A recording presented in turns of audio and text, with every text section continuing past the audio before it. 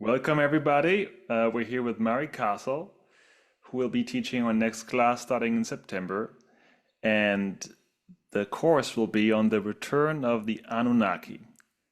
And I'm here with Mary just to have a little fireside chat with her on her upcoming course so we can learn more about what she has planned for us in September.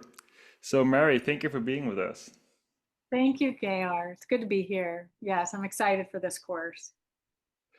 Well, maybe we should start with just a general question like, what is your background that inspired you to design this course on the return of the Anunnaki?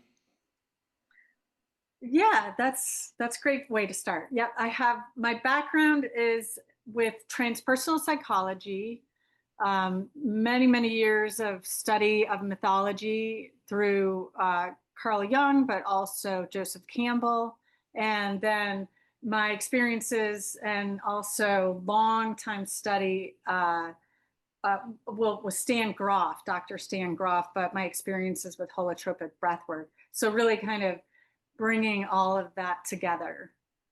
And I'm excited to tap into my studies of the Sumerian culture that started back around 2002, 2003, when I was doing holotropic breathwork for my training. And I had an experience of Ainana, like you could call it a visitation. And then this experience with her was very metaphorical, very symbolic. When I looked at it through the lens of Jungian psychology, I realized that there was so much there to provide for my own Jungian individuation, but also for the collective. And wonderful, her mythology, her story, the mythology of not only Ainana, but the Sumerian culture very much reflects the transformation that's possible with humanity when we utilize these types of tools. Well, that's very interesting because at Ubiquity we're always talking about a subject object, let's say reconciliation in an approach to learning. And what you're describing is seems to me as if you had kind of a subjective experience of myth or archetypical uh, force in this holotropic breath experience. Did you already know about Sumerian culture when you had this experience, or was it something that you immediately knew what it meant? No, I did not know at all.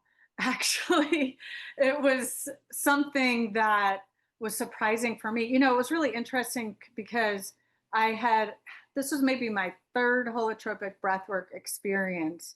And I had felt this sense of this energy, I call like this divine energy in another experience. So it was the second time, and I said, "Who are you?" And I had heard Ainana, but I spelled it differently, Aynanya. So it took me about a year of really kind of constantly searching. And we have to understand this was back in early 2000. So, uh, our search engine capability wasn't quite up to par as it is nowadays. So it was very interesting when I found more about her through Samuel Noah Kramer, who's a Sumerian, uh, he's a Sumerianologist and had studied all of her cuneiform tablets and translated several of them as well. Okay, so you come to this subject as somebody who has deeply researched Sumerian myth, but what I can see from the course description is that you're also weaving, let's say, the NHI-ET conversation into this. Can you talk more about that?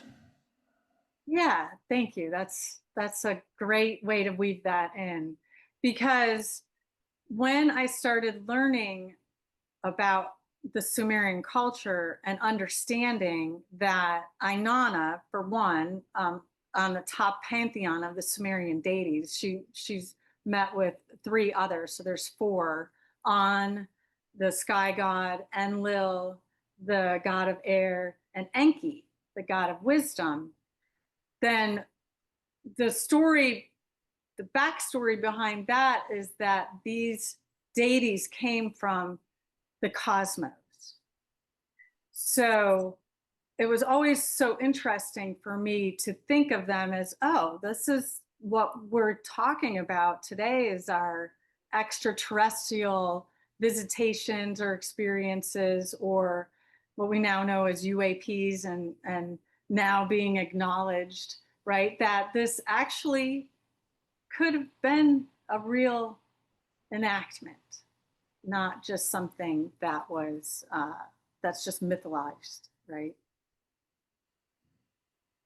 And how would you, with that in mind, how would you talk to somebody that has never studied Sumerian myth and talk about why this matters today in 2025, this material? Like, what do you think is important about it for us today?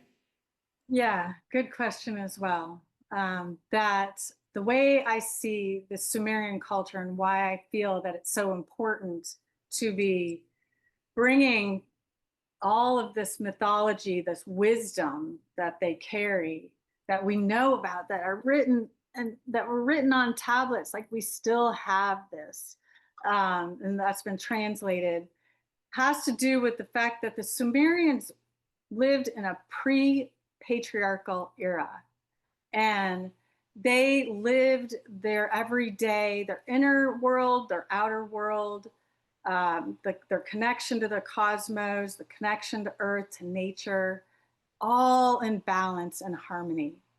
So it was just this beautiful, you can think of like cornucopia of you know, fertility and celebration and integration of the masculine and the feminine energies, or we can think of the Tao Te Ching, the yin yang. Even their interplay of sexuality was very different than how it is today. So I find it very valuable. Hmm. I think what you're saying there is probably overlooked or a new perspective on this work, especially in relation to the ET, ancient astronaut, ancient alien descriptions that are out there. I think many listening to this will know about the Anunnaki in the context of Zecharia Sitchin's work and the ancient astronaut theory. So, would you say that what you will be presenting in your course, does it align with that material, or does it differ from it? Well, my experience with Zachariah Sitchin, particularly when I was doing my research back in early 2000, was that he didn't have uh, his perspective of Ainana as the divine feminine was very different than mine. And I like how he kind of opened the door to that connection of alien astronauts, and that the Sumerians had that connection as well.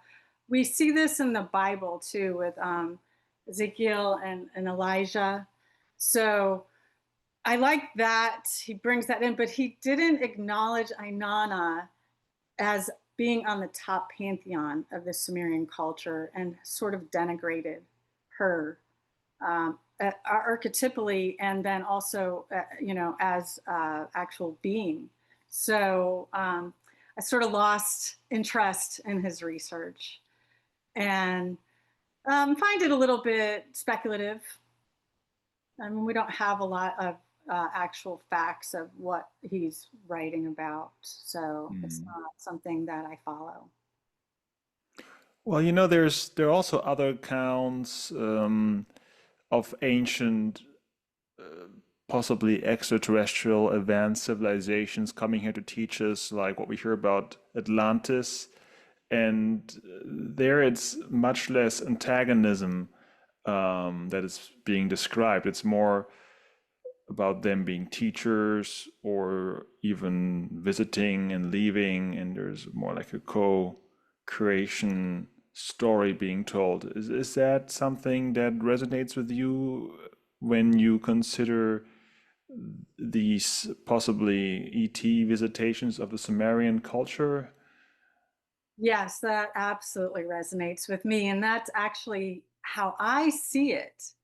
And I think of it even that whether or not what we're experiencing today with extraterrestrial is literal or actually happening, we can see it through this archetypal lens, like we do with mythology and archetypes in general, to mirror what is going on in our own soul's journey or in our own process of development, transformation, and growth. And that, the question came to me about whether or not this experience that we're having currently in our modern day with ETs and other cosmic mythological beings, we could say, is what is the reflection for us to learn from, to glean of where we're at and where do we want to be with, I think that it's a general consensus that we're all going through this human evolution of consciousness, right? That we're transforming. So, what is it that we want to bring forward in that transformation? And I feel strongly that these extraterrestrial beings are wanting to help us, to inform us, very much like the Anunnaki wanted to inform and help integrate with the Sumerian culture. Hmm. It's getting more and more interesting here. So I think we've um, gotten the students' attention now. Maybe we should talk about what you actually have in store for them over these 4 weeks. Like what will we be learning about?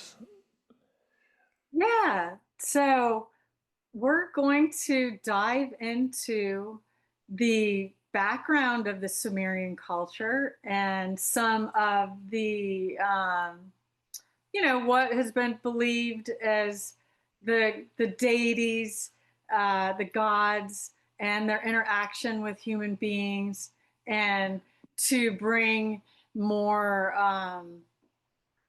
I want to say, really, it's about the growth and into the civilization. And look where we're at today, right? Compared to 5,000 years ago. But also that balance is key, and really highlighting how that can look, not only how it looked for the Sumerians, but how that can look for us today. I'm very interested in bringing together the masculine and feminine energies within the integration, like the subject objective perspective as well. Mm. And that then just, playing around with some of these questions for our own processes, and then considering what we can learn from the Anunnaki, from the Sumerian culture in overcoming the patriarchal era. Because I feel like that we're at this top, absolute peak of that. And then it's going to dissolve and transform into what, right? What we don't know. So that's the idea, is to bring forth that thought-provoking processes of what do we want to bring, and then recognizing how important it is to have balance in all things, and more sacredness in life compared to what we think of in our everyday as, just we take everything for granted, right? So really acknowledging, honoring what's important through the lens of the Sumerians, and then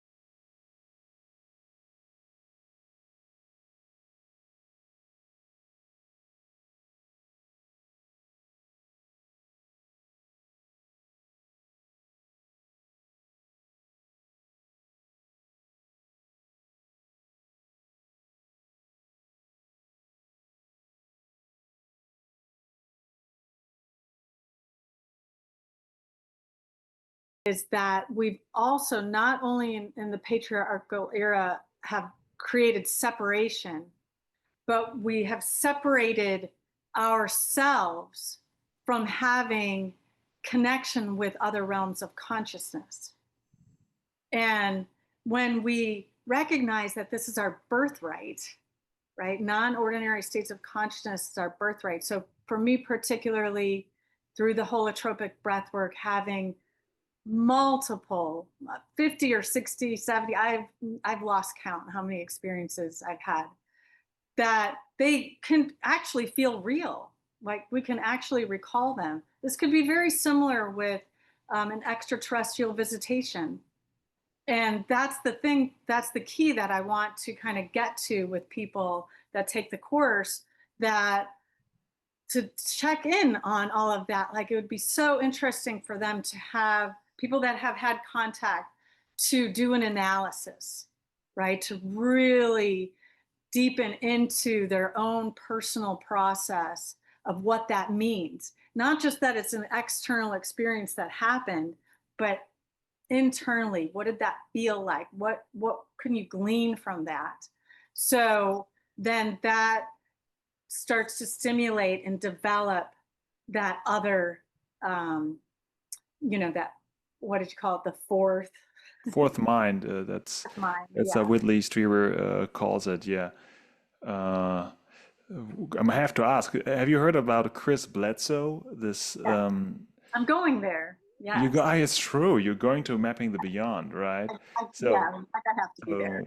so that will be in August, depending on when you watch this. That would be interesting, a data point for you to go to Mapping the Beyond. And you probably meet a bunch of students back in the class that went to Mapping the Beyond. So that will be a great continuation of that community. But what I wanted to say is that he reports this almost archetypical feminine presence, force that comes to him, which he thinks is extra dimensional, extraterrestrial. And it reminded me somehow, maybe if it is connected to Anana? Yes, because he connects it to the divine feminine in the Christian tradition, but also in, I believe, other traditions. So maybe there is something there that even connects his experience to what you're describing here. Possibly you can ask him yourself Yeah, in August. I Yeah. love that. Yeah, no, I actually had thought about that. Hmm. What he, because I've started reading his book too, and yeah, I found it very fascinating. And also further, because in my holotropic breath work, one of my sessions, I had what I call an extraterrestrial experience, where I was on a spaceship and had like this big mother archetype kind of intervention. And I'll explain it more in the course in detail, but it was just really fascinating for me that it just came out of nowhere. I wasn't studying extraterrestrials or anything like that. I Did you don't, see any species? Did you recognize any shapes or forms of the people on board that craft? yeah, they were kind of